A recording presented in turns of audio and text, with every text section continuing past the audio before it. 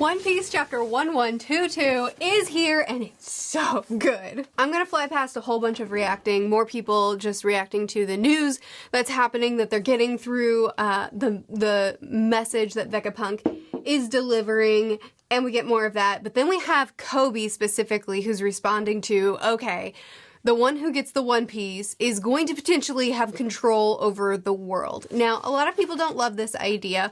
The people who are reacting don't love this idea, which, you know, partially I say fair because you don't want a single person to control the world, but also you do have someone sitting on the empty throne currently, and it's not been good. You know, your world is sinking because of that one person's actions. So maybe we switch it up.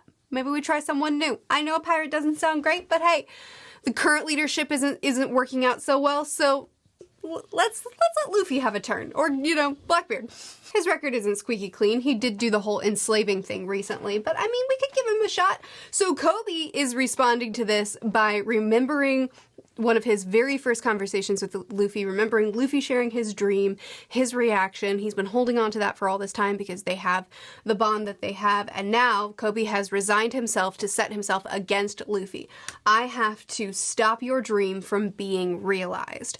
So the question is he targeting Luffy right now because he really believes in Luffy, because they're friends, they've done life together, he's followed Luffy's journey, and he has seen how far Luffy has come in a short time, and just really believes that, yeah, if someone's gonna do it, it's probably gonna be Luffy. It's probably gonna be my friend. Or is he directing his new mission, is he directing this at Luffy because Luffy's the one that he knows, and he already knows is earnestly seeking to become the Pirate King, to get the One Piece, but really he just means I'm taking this opportunity from pirates. I don't think that pirates having the ability to control the world is what's best for the world, so I'm going to set myself against them. Either way, Oda did give us that spread that kind of showed us all the players that are going to, or rather, the groups that are going to be going after the One Piece, and the Marines were represented in that, so Kobe could be the forerunner in that. He could be kind of him leading the charge of Sword going after the One Piece so that the pirates aren't the ones that gain control over the world. Always love a good Buggy panel. I so badly want a Sword one-off. Like, can we not? Oda, I know you're busy. I recognize that and appreciate it. So we'll wait until you're done with One Piece. But once One Piece is done, could we just have a one-shot or maybe a mini-series, you know, 10 volumes of just Sword? Just Sword and their shenanigans. Buggy being a showman and having people surround him and cheer him on no matter what he's doing, and with all the charisma in the world, and in the background you have Crocodile saying, "Sit down." And Crocodile and Mihawk being so fed up with Buggy, and Buggy being terrified of them. So he's like, "Yes, sir," and just like immediately calming down when he's put in place, but when they're not right on top of him, he's like, "Here I am, boys! We are going after the One Piece. It's us. We're all in this together." You know what I mean? Wouldn't just a volume or 10 of that be great? Anyway, Blackbeard threatens to kill Caribou, which is a beautiful day, but he better follow through. I mean, I just want Blackbeard to understand that even if Caribou does give him information that's well worth having, he could still kill him. There's nothing stopping you. Just kick him into the sea. It's not that hard. So we get more of the same chaos. We're trying to escape. We have the yokai coming in after us. We have the Iron Giant thrilled to hear Joy Boy's heartbeat once again, thrilled that he can defend Joy Boy once again. And we have the boar attacking, and that's affecting the transmission as well. We have people that are trying to, it's this escape plan chaos. Ethan is rushing after them, Zoro getting ready to fight him. I love this panel that shows the yokai in these huge, massive, dominating forms. And Ethan, who looks much smaller, which, you know, scale is what it is in the series. Ethan coming in, chasing the ship as the ship is going out, trying to get to where the Viking ship is waiting for them. You have the rough seas, the naval ships everywhere, the Iron Giant holding ground. Left, right, and center, you just have something to look at in this big spread showing how huge the threat is and how chaotic and how impossible this escape feels. And I just really think that Oda captured, oh, and there's Luffy too, just off here in the sky, captured how big this arc feels and how big the threat feels and how it feels like it's coming from all sides. Saturn is on land, so we didn't see where he landed from the last chapter when he got blown to bits. We see him kind of coming back together, but we don't see where he landed or if he hit water, if that affected him at all the variables that would have either confirmed or not if the elders have devil fruits or if they are actually yokai. I'm still standing on they're actually yokai, especially because it looked like he was going to land in water and now he's not in water, so I assume he landed and then just got out of it. But we don't know. Oda's holding that close to his chest still. I so appreciate that even still, as the Iron Giant is continuing to go on about being so grateful that he's heard Joy Boy once again, that he can be near him again, that he can defend him once again. Luffy is still just standing here going, are you confusing me for someone else? Like, he's just like, it's all over his head completely. So the Iron Giant says to him, deep down I knew that you couldn't still be alive, but you look so much like him, and that brings back the warm feelings I had that day. So Joy Boy is gone. Joy Boy, he died, he didn't come back, but the will of Joy Boy is carried on through this devil fruit.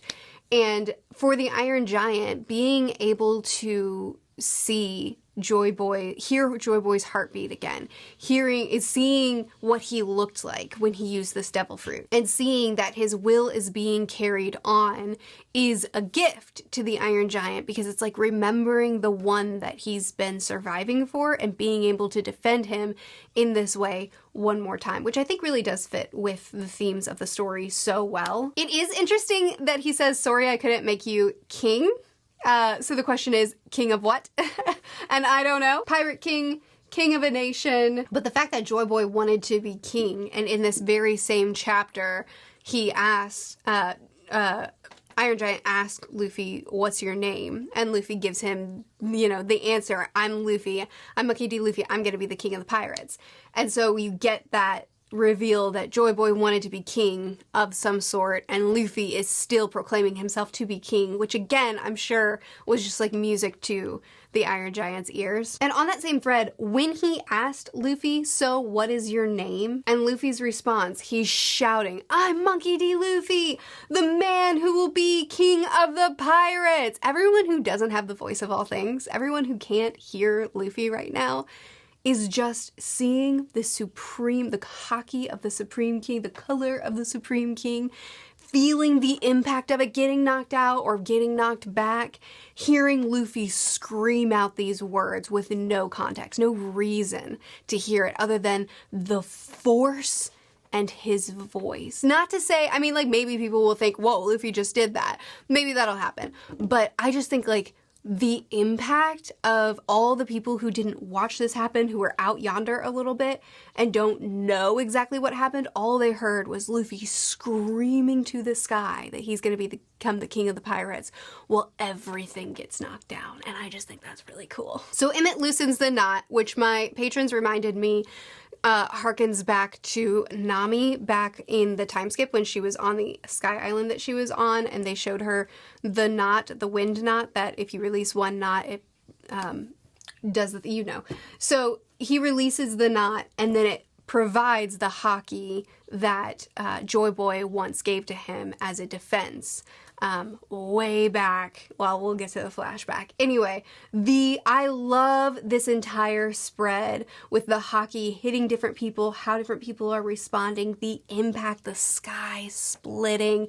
I just think it's so powerful. And as this huge impact, this incredible haki is being released, he's thinking, don't die, okay? I won't let you die. And people are getting blasted back. Other people are saying, what is this? What could have caused this? The yokai themselves are getting blasted out of that form and back into their human form. The ones we had, Saturn who arrived on island physically himself, and the ones that were summoned are then forced back through their summoning circles, back to the place where they originally were. And Marcus, who was chucked chapters ago when he got thrown, I guess his connection got severed and he got sent back to where he was. So his summoning circle got severed. And now these guys, with the impact of the hockey, also had the same treatment and got sent back to Mary Joa. And Emu felt the effects too. I don't know if you remember, but I mentioned this last chapter review. I have a video talking about it. I think that Emu is connected to the elders, and this is a big reason why I think they're actual yokai. Because if Emu has these demons, these yokai bound to him, and he's controlling them, then it's possible that they can't be defeated in yokai form unless Emu himself is defeated. So these immortal creatures will stay immortal until the one that binds them is defeated himself. Or conversely, it could be that they can't be defeated in their yokai form, but they can in their human form, and Emu can't be defeated until all of his yokai are snuffed out in their human form. Either way, I think that Emu and the yokai are directly tied to each other, and I feel like this is really good evidence that I might be totally off. Like, Emu felt the effects of them being harmed this way, being forced back. So I think he is tied to them. Also, I wonder, this person who is in the flower room with Emu, like, it's super duper not Vivi's great-great-great-grandmother, right? It's not Lily, because she would have had to have the immortality surgery too in order for it to be her. Like, maybe Emu is, like, binding her there, like, forcing her to stay with him, but probably not, right? Like, that's probably dumb. Right? Anyway, after all of this happens, the Straw Hats are collecting themselves and they're asking, okay, is everybody okay? Is everybody all right? Where are the ones that, you know, like, where are Atlas and Edison? What's going on? And they're regrouping a little bit. And then we get, oh my goodness, and then we get the flashback, which, I mean, I think it's a little bit sad, if I'm gonna be, like, I'll just confess to you, I'm pitiful. Because all this time that we've spent this time with the Iron Giant, and the whole time he's been, you know, emphatically, Joy Boy, I'm so happy to see you. I'm so happy to hear your heartbeat once again, to see you once again. I'm so happy that I get to sacrifice myself for you once again. Uh-oh, sorry, the screen went dark and I thought the laptop died, but it's fine. So, and the whole time it's been very obvious that Joy Boy is extremely important to Emmett, or Emmeth, or Emmett, to the Iron Giant. In Viz, it says Emmett, but I hear other people saying Emmeth. So it's obvious that Joy Boy is extremely important to Emmett, but when Oda made Emmett look like a child, made Joy Boy speak to Emmett as if he's talking to a child, all of a sudden, I'm a blubbering mess. All of a sudden, all of this gravity that's been attached to Emmett and his love and appreciation for Joy Boy holds all new meaning to me, and it's 2 pages! That's dumb, Murphy. So Joy Boy is the one that tied the hockey into the knot and gave it to Emmett as a way to protect himself or protect someone else that's in danger, just like as a last resort, only if you absolutely need it. After I'm long gone, I'll be able to help you still. And just the way he speaks.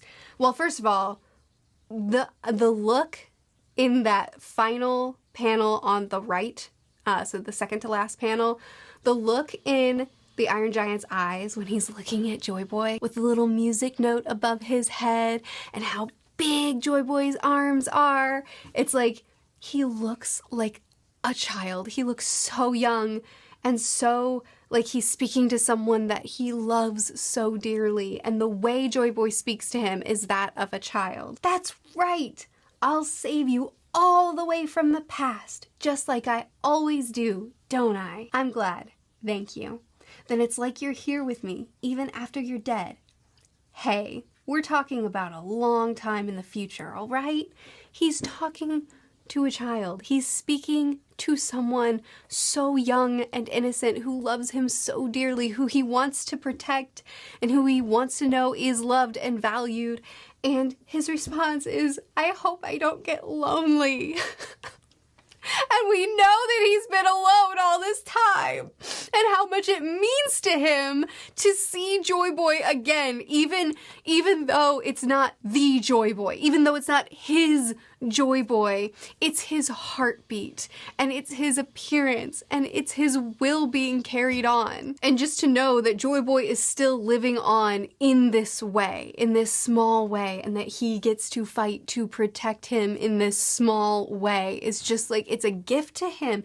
It's such a joy to him to be able to do that. And it's like that love. It's dumb that it should have affected me this strongly over 2 panels. And I know it's unfair for me to ask for every single character to get a 20-page flashback, but I wouldn't mind it for these 2. It's funny because this chapter was probably like an 8 out of 10 at the end of each of our live streams.